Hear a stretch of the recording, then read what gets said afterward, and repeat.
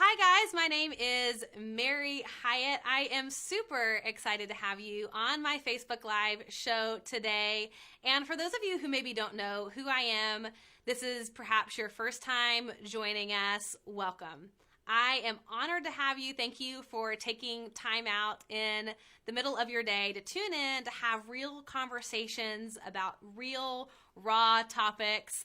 And like I said, maybe you don't know me, maybe you're here every single week, but I am a life coach, entrepreneur, and presidential diamond with doTERRA essential oils. And I love to help women to wake up, to find their voice, and to become fully alive. I'm super excited about the show today to introduce my guest, Amber. But before we do that, let's start the show.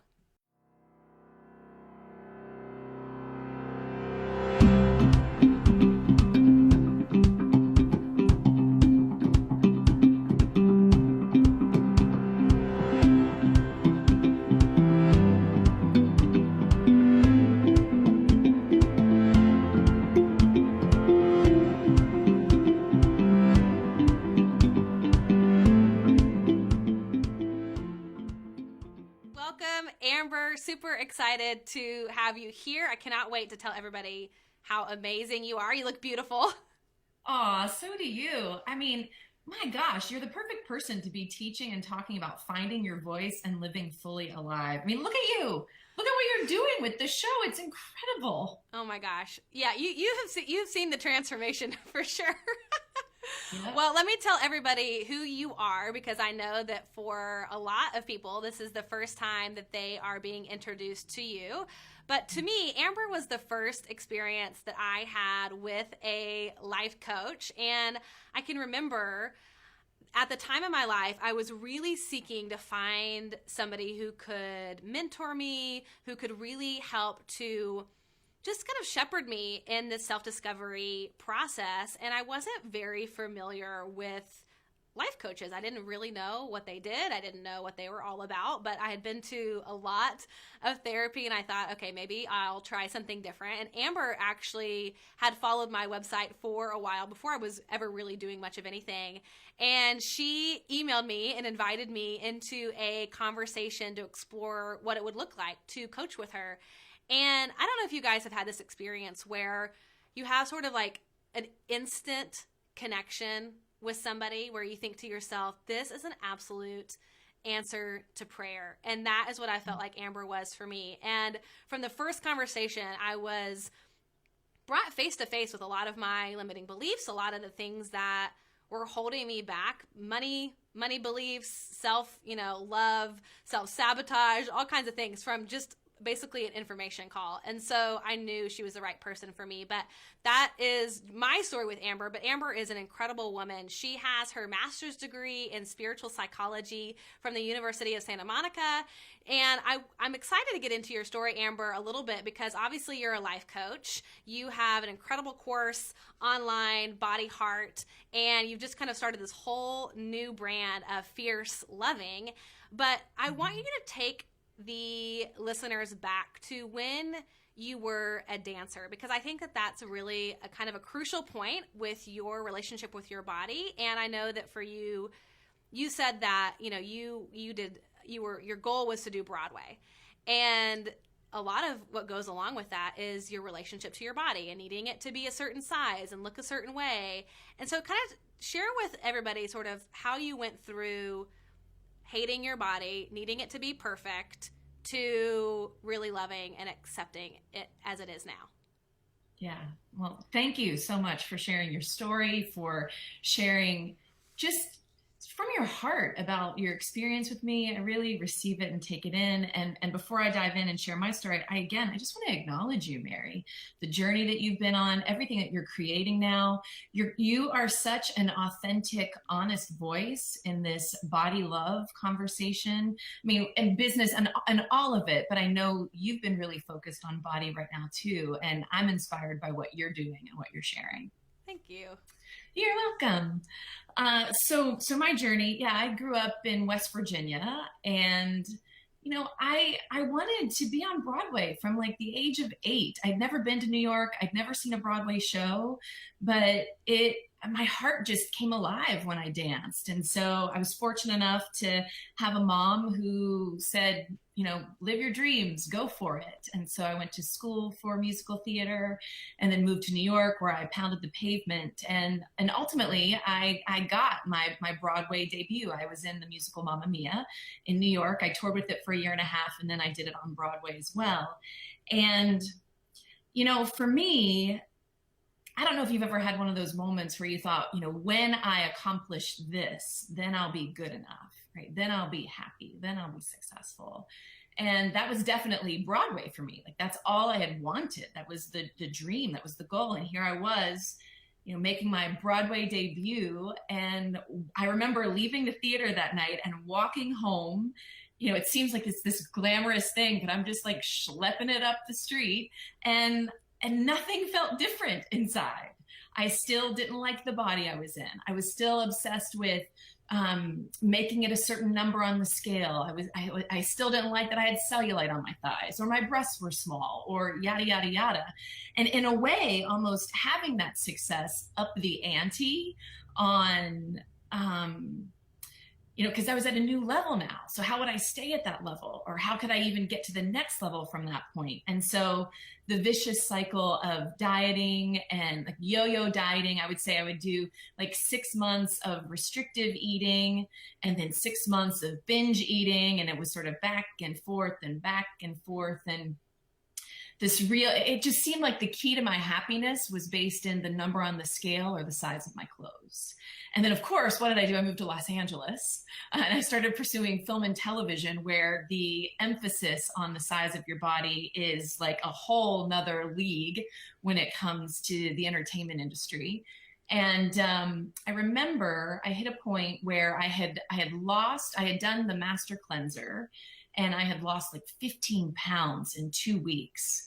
And I remember stepping on the scale and I saw the numbers 113.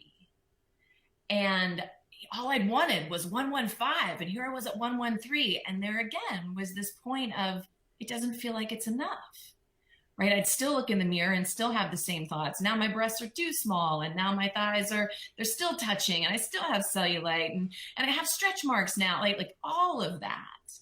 And at that point, there was this teeny tiny voice inside that said, how small do you have to be in order to be good enough? Mm. And then that sort of was an opening. It was small, but it was an opening. It was the first time where I had thought, maybe, just maybe, my happiness isn't going to be dictated by the size of my clothes or the number on the scale. And ultimately, that's one of the reasons that I went to the University of Santa Monica. I have a master's in spiritual psychology, as you mentioned, and that program was really the foundation for my transformation. You know, inside of that second year, every student would pick a project, something that they always wanted but never thought possible. Mm. And, you know, people would pick like traveling the world or surfing or learning a new language or a musical instrument. And for me, I really thought the one thing that's always held me back is how I feel about my body. I mean, it showed up in relationships. It showed up if I went on a date. It showed up with, you know, my work. If I went to an audition and I didn't book the job, it was because I was too fat. And mind you, I was never obese, but I think being inside of the entertainment industry, there was such this pressure that I held. And I think a lot of women, whether they're in the entertainment industry or not, have this pressure around what they're supposed to look like. So ultimately, my second year project became, is it possible to love the body I've been given? And I didn't think it was possible because I was so steeped in, it's got to change for me to love it. Like, this body's got to be different for me to love it. And then after a year of really experimenting with food, with exercise, with my thinking, with my relationship with joy, lots of tears along the way. But what I discovered on the way, on the way out, after that year was, it was just like, this body was incredible. It didn't change. I didn't gain weight or lose weight, but what I saw when I looked at it in the mirror was completely different. Mm. And then that was really at that point, I had never wanted to be a life coach. I had never wanted to be an entrepreneur, really. Like, I was like, I'm going to be a series regular on a TV show. And then I started helping women. Like, that's where I started. It really came from this place of, I know a lot of women suffer and I want to help them not. There's a way out. And so that's how ultimately Body Heart was born, which now is Fierce Loving of Your Body. Oh my gosh. What a powerful journey to go on. And I think how incredible to be able to have the intuition, that little spark, to hear the invitation really for your life. Like, maybe it doesn't have to be this way. Maybe it can look different. Maybe you can have a different way of relating to your body and ultimately, like you said, to your life. I mean, how you deal with your body is always kind of the relationship that you bring to your life. And I know that for a lot of people, when you are at a place where you aren't fiercely loving your body, it consumes pretty much every waking moment, from the moment that you get up to having to get dressed in the morning and feeling uncomfortable and feeling that just that dread of getting dressed and clothes not fitting the way that you want to, or just feeling like nothing can ever be good enough. And so I want to help people kind of understand what it is that you did in that process, that year of that project at the University of Santa Monica. Can you kind of share a few of the steps that sort of took you from having a disordered way of looking at your body to beginning to build the relationship with your body to the place where after a year you're like, nothing has changed and now I love it? Yeah, it's such a great question.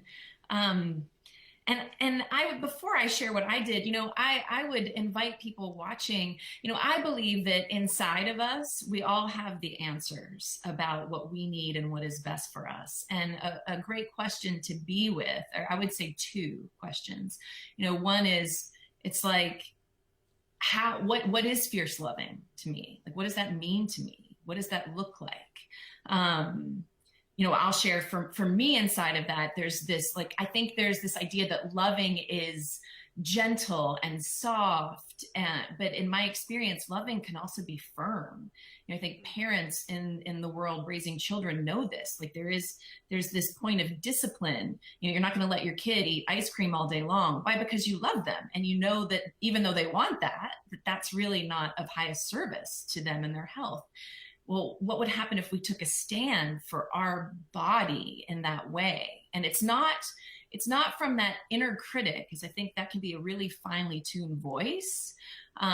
It's more from that place of knowing when to embrace, when to offer compassion, and then when to also take a stand and be like, nope, I know I don't want to go to the gym today, or I know I don't want to do my yoga class today, or whatever. And then taking a stand for, I'm going to do it.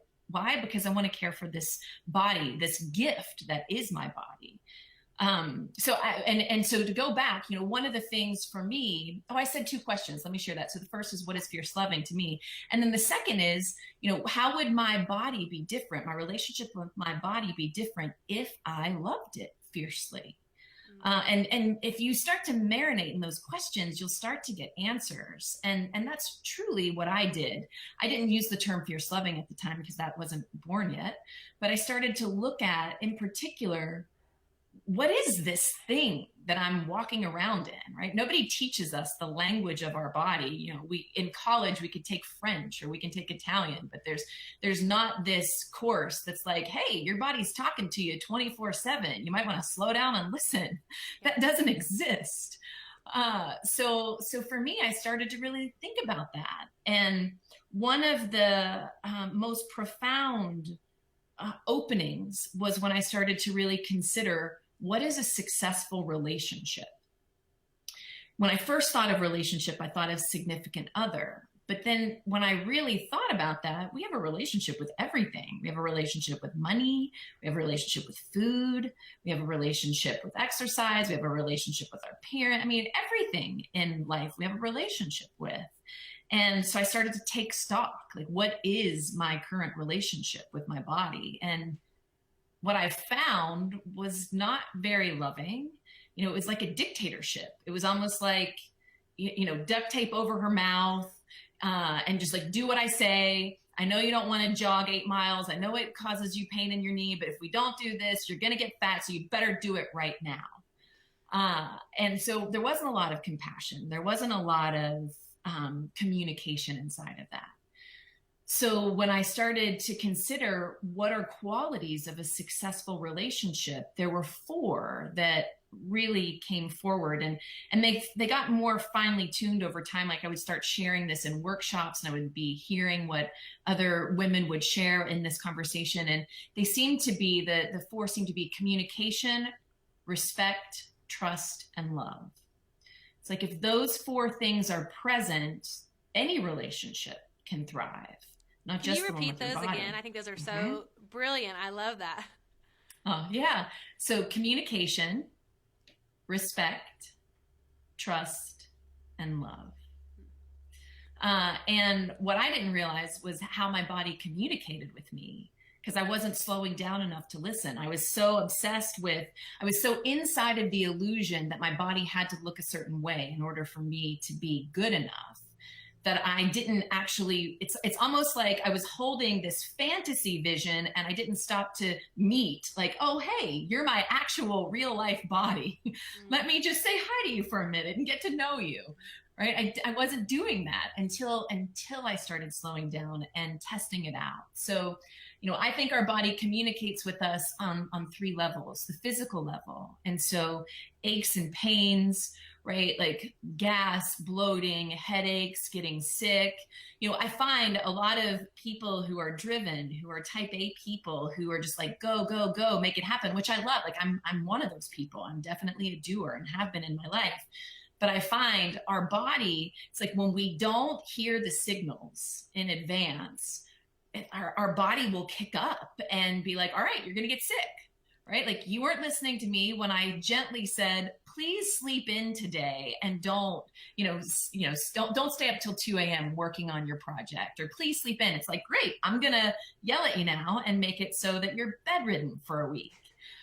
So these are ways our body communicates with us on the physical level. So aches and pains, as I shared, bloating and gas, getting sick. And then I also think our body communicates with us on the emotional level. And we can't experience a feeling without our body. It just doesn't happen, right? So it could be anything from sadness to joy to shame to aliveness, vitality, right? Like anything in between. We experience that through our body, through the feeling in our chest, or the warmth in our skin, or the tears down our face. And so I think that our body is almost like an inner guide. It's like an inner guidance system. If the pattern is waking up feeling overwhelmed, feeling anxious, feeling depressed, that's information. That's our body saying, hey, is the course that you're on, the action plan that you're taking, is that really in service? Let's slow that down and take a look. Now, I'm not saying every time, you feel depressed or anxious, like there's nothing wrong with those emotions. That's what I want to say. It's like they're part of our human experience. We want the full rainbow of emotions. And our emotions can also inform us. It's like, when do I feel most alive? When do I feel most in joy? That's also information. So how do I do more of that in my daily life? And then the last way I think our body communicates, I think our body has a voice. This one's a little bit trickier to talk about, but I think most people are really finely tuned to their inner critic voice. And so I would say the body's voice it's different from that. And one of the ways that you can access it or start to experiment with it is through taking pen and paper, and actually it's like slowing down, closing your eyes and saying, body, what would you like to say to me? And then just start writing. In the beginning, it can feel a little uncomfortable, can feel a little bit silly, even like, what am I doing? Giving my body a voice. But then over time, it's like that little voice that I shared about before, when I said there was this little voice that said, how small do you have to be in order to be good enough? That would be the voice of my body. But it was so tiny because I hadn't nurtured that relationship. And so And I think our body has a lot of wisdom for us. It's coming at the world from a higher perspective. So the information that we can gather there can be profound. So that's communication. I love that. And, you have taught me how to communicate with my body. I remember probably from the first month that we were working together, one of the exercises that you had me do that was so profound was to lay my hands on the parts of the body that I was the most abusive to, which happened to be my arms and happened to be my stomach. That I would look in the mirror and start finding all the reasons why my arms weren't good enough and small enough and toned enough, and why my stomach was too big and had too many stretch marks and whatever else. And when I'm thinking about the body as a successful relationship, one of the things that you talked about is communication. And it's one thing, I think, to hear what our body is saying to us, and then it's like, well, what is my response to my body? And I think our response, for most people in the past, is just berating ourselves, berating, yelling at it, like you said, kind of being that dictator. And so one of the most beautiful things that you taught me in our journey together was this concept of self-forgiveness. And I think that almost starting a new kind of tone to the relationship, shifting how it's been working and trying something else on in a different way, has to start with forgiveness. I forgive myself for buying into the belief that my body isn't good enough, or that this size isn't lovable, or whatever it is. And so can you kind of walk people through a little bit about self-forgiveness and maybe how to do that in relationship to your body as you're cultivating kind of a new way of communicating with it? Sure. Self-forgiveness, that's a tool that I learned from the University of Santa Monica. And I would say it's still to this day one of the most profound skills and tools that I've ever received. Like, I still use it. My boyfriend has been having health challenges this year. We were actually in the hospital as of yesterday. And there was a point where the nurses, it wasn't going well. We were not receiving the communication that we wanted. And so I had this like upset going on inside of me and anger going on inside of me. And I thought, whoa, like that's only going to produce this, right? Like when we get angry and we fight against something, this is what happens rather than this. And so just inside of me, I was practicing self-forgiveness for my judgments of the nurse, the staff, myself, all of it. So I would say when it comes to our relationship with our body, the first place to start is to get a higher perspective. And what I mean by that is, it's almost like you've heard me in this conversation say her a lot when I'm talking about my body. And that was very intentional for me, because if I kept it as mine, it's almost like there wasn't enough separation for me to get outside of the judgments. There wasn't enough space for neutrality. So I started to slow down, and it's almost like I put my body over there, and then so I could be curious about it. And to me, when we start to observe something, not from the inside, right? Because we can't see clearly when we're in the circumstance. It's like blind spots in a car, right? When we're in the car, we can't necessarily see the car that's in the blind spot, but from the outside, we can. So this idea of being curious, like, okay, body, what do you like to eat? Or do you trust me to take care of you? Or what do you need today? Right? Starting to be curious and even running an experiment, like a scientific experiment. I think that is the first step, because you're outside of it. And that allows for more compassion. Our body, all it ever wants to do is keep us healthy. That's it. And it's often dealing with the ramification of our choices, right? Our choices could be, there was a phase when I went through a really bad breakup, and it was like I replaced the relationship with that person with Ben and Jerry's, right? Clearly, pints and pints and pints of ice cream are not what my body wants, but my body's doing its best to sort of filter through, like, okay, we don't want that. We don't want that. What's something of value that we can have from what she's giving us right now? Okay, we'll take that, right? That's what our body is doing all the time. So that's the first step, I would say, in developing greater levels of compassion, is starting to create a little bit of space between you and the subject of your experiment. Then when it comes to self-forgiveness, how I like to talk about it is, if you've ever had an experience where you've held a grudge against someone, or you held on to a misunderstanding, maybe your memory of something is different than someone else's, and then you come together with that person and you have a conversation, and there's an apology, right? Like, I'm sorry. And then somehow it's like the slate gets wiped clean. That is what self-forgiveness can do. Or forgiveness can do, clearly, with someone else. But when it comes to self, it's like we're generously giving that to ourselves. One of the quotes that I love, that the founders of USM, Doctors Ron and Mary Holnick, share is, they say, healing is the application of loving to the parts inside that hurt. Healing is the application of loving to the parts inside that hurt. And see, there are lots of parts of us, right? The parts that want to berate us. Those are like bullies on the playground. And what does a bully really want? A bully really wants love. It just doesn't know how to ask for it.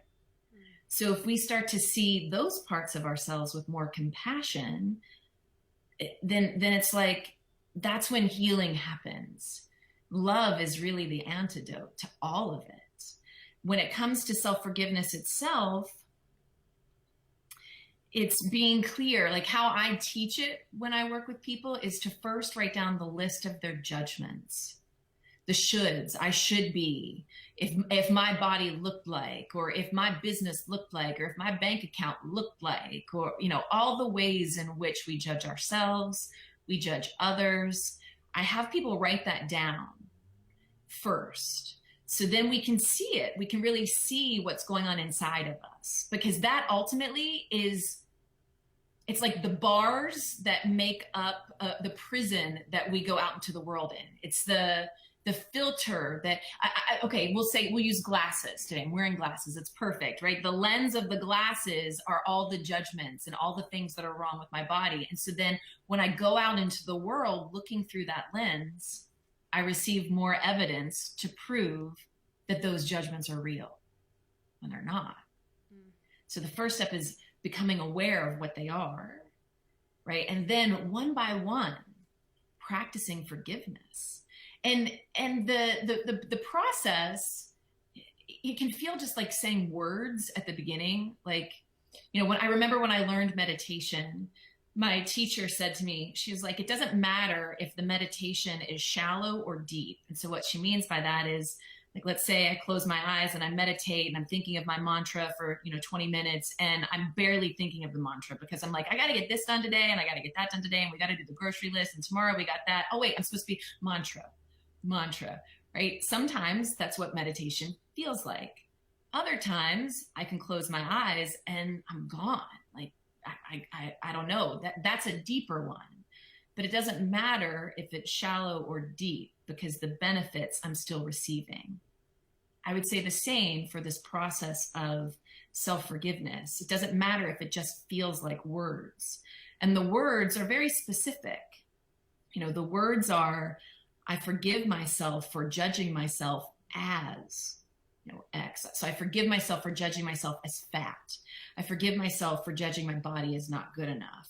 I forgive myself for judging the beauty standard as effed up. It's like we could go on and on and on and on. And we're saying as for a very specific reason. Sometimes what people want to do is say, I forgive myself for judging myself for being fat. But then it's like we're reinforcing that belief rather than reminding ourselves that that's not the truth. Does that make sense? Mm-hmm, totally. And I can attest, because I have done this to the point where, kind of ad nauseum, where now anywhere that I walk around, I catch myself in judgment towards myself, towards someone else. And I know that I have a kind of a cheat sheet to offer myself forgiveness. I know the language, I know that phrase, I forgive myself for judging myself as, and I can say that in any moment. And kind of like what you suggested at the beginning was to get out your pen and paper, journal it out. Where are your judgments? And then offering side by side that self-forgiveness. And that kind of trains your mind to where eventually you can do that while you're walking out and about. And I think one of the things that you said that was so profound to me, and that I say myself, and just hearing you say it, I just love, it's just universal, is that love is the antidote to everything. And I think about our relationship to our bodies and how love is the antidote to the bully, to the judgment. And what happens is when you can kind of figure out how to show yourself more love in one area of your life, like your relationship with your body. Amber, I know you've experienced this, but it starts to seep out, in other relationships that you have. It seeps out in your significant other relationship, maybe your relationship with your family, with your friends. And I think the coolest thing that happens is that it eventually seeps out to complete strangers. Like the compassion and the willingness to understand strangers and the way they respond. If they respond to me in a way that's harsh or judgmental or angry, I have so much more compassion for that now than I did before I cultivated this loving relationship with my body. So we don't have a huge amount of time left in the show, because I feel like we could kind of get into each of these specific areas. But I know that a lot of the people that are listening are entrepreneurs.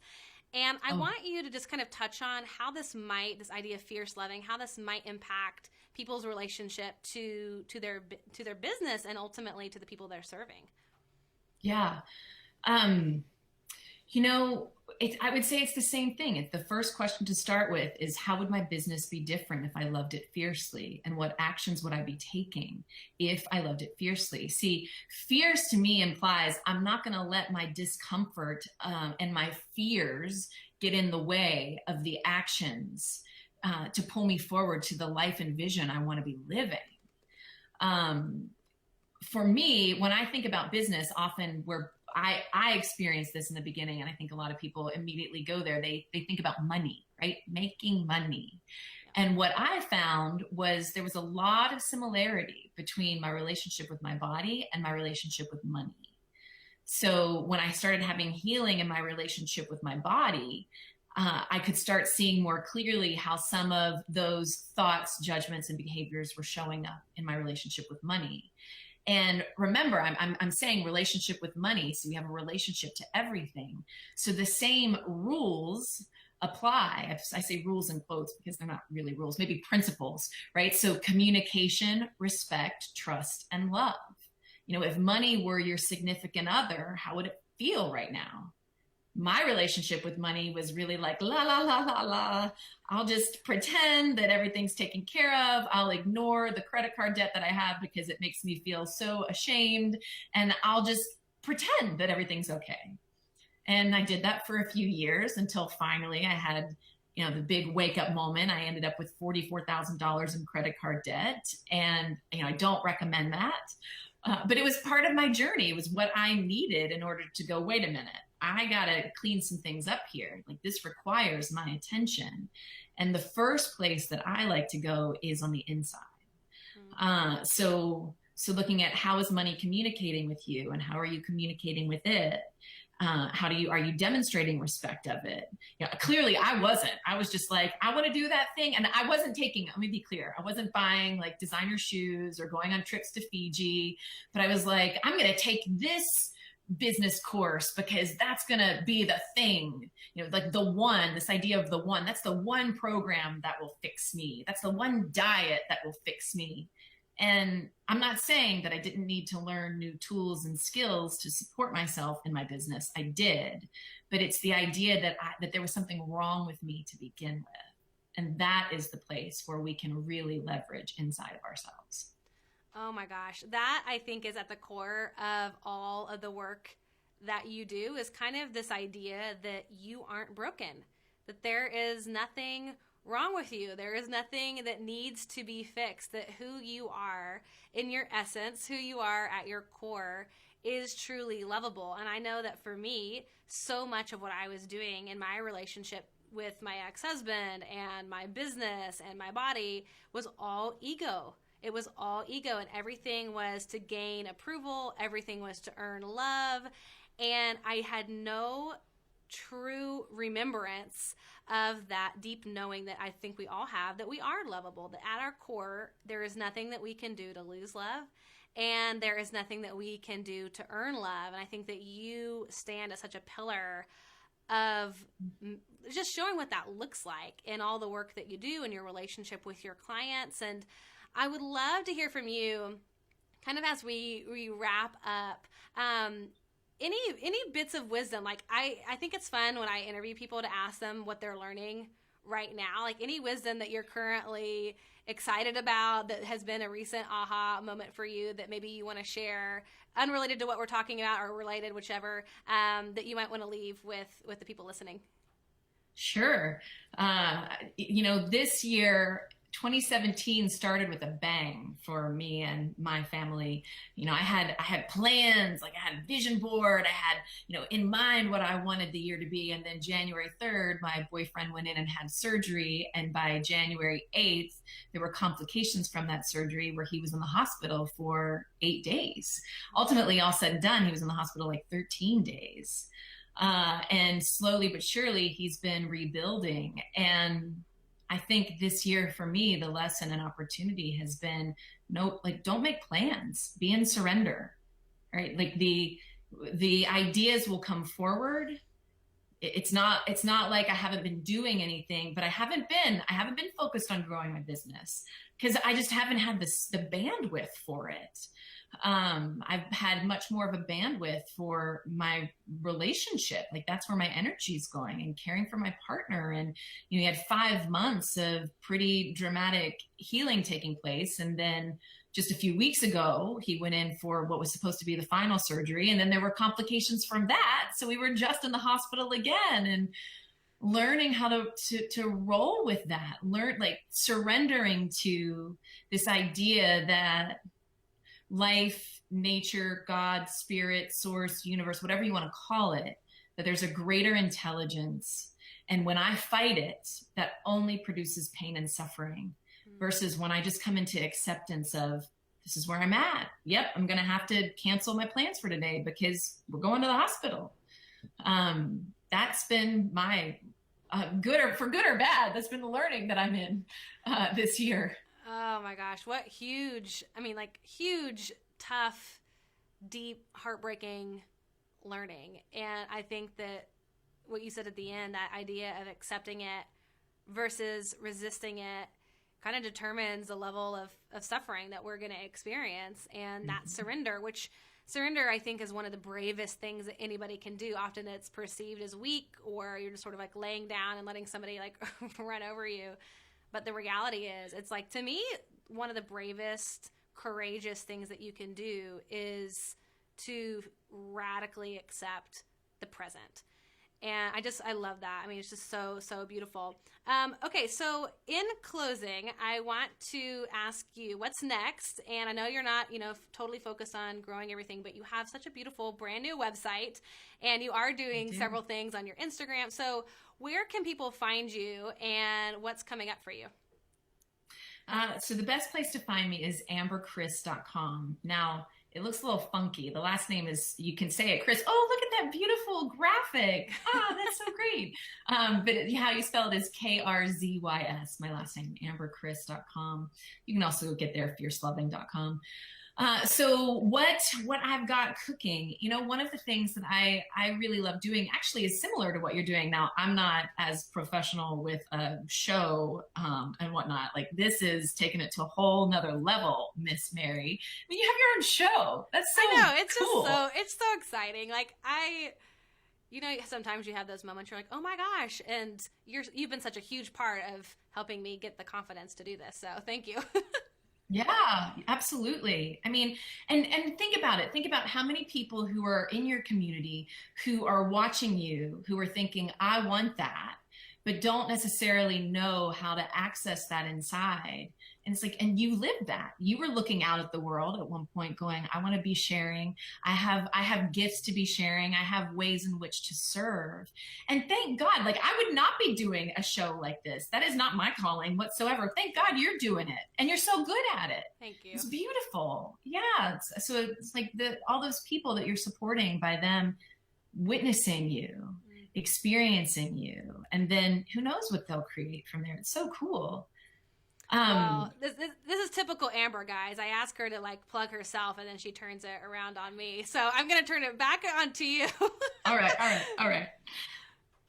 So yeah, so the next thing I have coming up, I've been doing these sort of like 6-part interview series because I love talking to people. I love hearing their stories. I love hearing their wisdom and what they've lived through, what they've learned from it, and what they can offer to people who are listening. So I did one earlier in the year on the body. I have one right now that's out for business. And then I have one coming up. I'm in the process of interviewing people for it on your life. And yeah, it's fierce loving of your body, fierce loving of your business, fierce loving of your life. So those are what I've got cooking right now. I have heard some of these interviews, and they are freaking amazing. And the people that you're bringing on, I think, are really cool, like a really diverse group of people that offer a lot of different points of views on the topic, which I think is always so helpful because how we grow, I think, is gaining new perspective, and that oftentimes comes from hearing it from somebody else. So if you guys enjoyed the show today, I hope that you will check out Amber at amberkrzys.com. And I have to also plug your Instagram page because it's so beautiful. Your branding is gorgeous. And she has these 2 sweet pups, and I always love seeing your puppies on your Instagram, on your Facebook, or your Insta Story Live. And just, I mean, you are such a gift, I think, to so many women. And if you're interested in coaching with Amber, please contact her. It literally, like, and I don't say this like for anything other than true, genuine recognition. Like, you changed my life. Like, when I started working with you, I was at such a dark place, and I kind of had a similar small voice that was like, there's more to life than this.